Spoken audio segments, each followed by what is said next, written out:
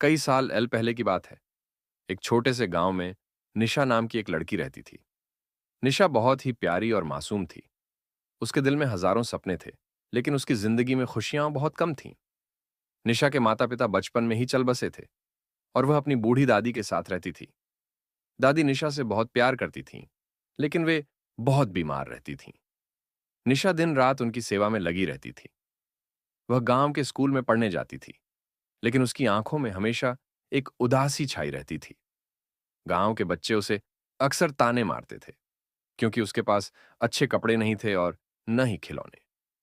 निशा बस चुपचाप सह लेती थी, क्योंकि उसके पास कोई और चारा नहीं था। उसके पास न कोई दोस्त था, न ही कोई जिससे वह अपने दिल की बातें कर सके।